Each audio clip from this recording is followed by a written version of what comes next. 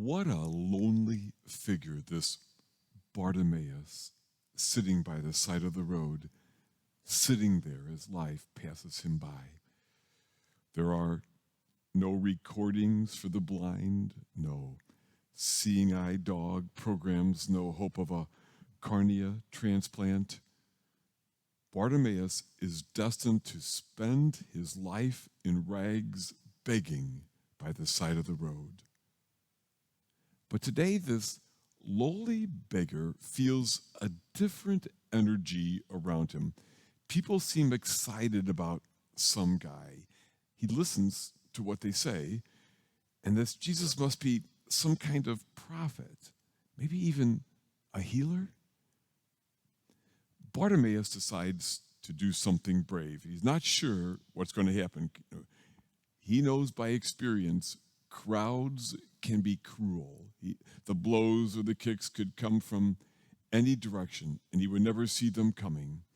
But still he cries out, "Son of David, have pity on me." They tell him to shut up.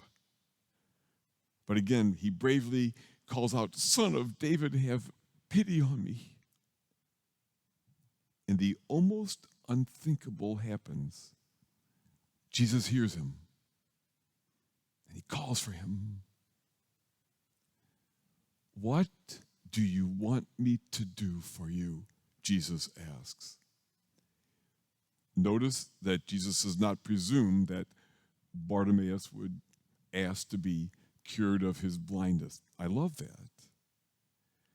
Now, Bartimaeus had often, no doubt, thought about what he'd do if he ever got a chance to be in the presence of a miracle worker, or a curer of some kind. You see, Bartimaeus knows that if he's able to see the light, he'd also have to be able to see the darkness. He'd see many beautiful things, to be sure, the faces of his family, loved ones, the sunset, the flower, all those things he'd only heard about. But he'd also have to see the faces of those who spit on him, mocked him, thinking him accursed because of his blindness. The faces of the soldiers who took advantage of his people, and all of those who took advantage of people like him. Fully aware of all of that, he still says it, "I want to see, Lord, I want to see." That request, that prayer, brings us to this very moment right here, right now. Is that your prayer today? Is that mine? We are not Bartimaeus sitting by the side of the road by a long shot, but there is no doubt that we don't fully see, that we too are blind in some ways. Do we truly want to see the world with great clarity? To look it square in the eyes? To see the good and the bad? I'm not so sure we really do. The truth is, we can't expect to see the beauty, the glory, the wonders of this world without also becoming aware of its tragedy, its injustice, its pain, as well as the hope and the invitation woven into the mix of all of that. Truly seeing changes us and calls from us a response. Bartimaeus' response was to follow Jesus on the way. With our eyes truly open, how can we go on as if we didn't see? Master, I want to see. is the cry of a true disciple. I want to see the beauty and the faces of the hungry, the unjustly imprisoned, those fleeing their homeland for their lives, even though their faces might haunt me at night. Lord, I want to see the neighbor, that parishioner, the coworker whom people avoid because that person is socially awkward. Lord, I want to see the injustices that are perpetuated around this globe, sometimes just protecting my way of life to the detriment of my brothers and my sisters. Lord, I want to see my enemies, even though a part of me would much rather just vilify them. Do I really want to see? Do you?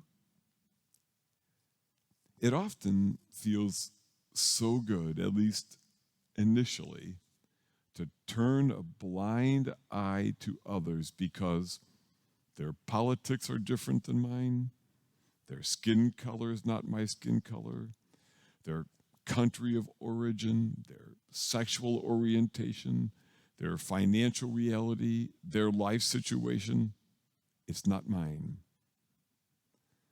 But if we did see them, what would we see? Jesus believed that we would see ourselves,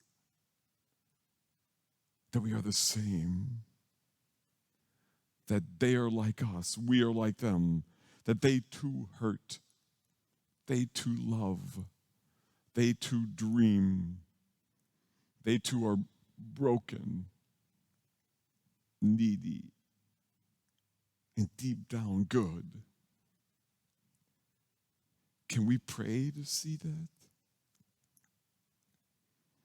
The truth is, something inside of us dies if we do not see rightly. There's an old Jewish story that in their desire to be precise for the practice of the Sabbath, some folks went to the rabbi and asked, when is there enough light in the sky to say that the night has ended and the new day has dawned? Is it when there's enough light in the sky to tell between two different animals in the field? Is that a donkey or a sheep? No, that was not it. Is it when there is enough light in the sky to tell whether that tree in the field is a sycamore or an oak? No, that is not it.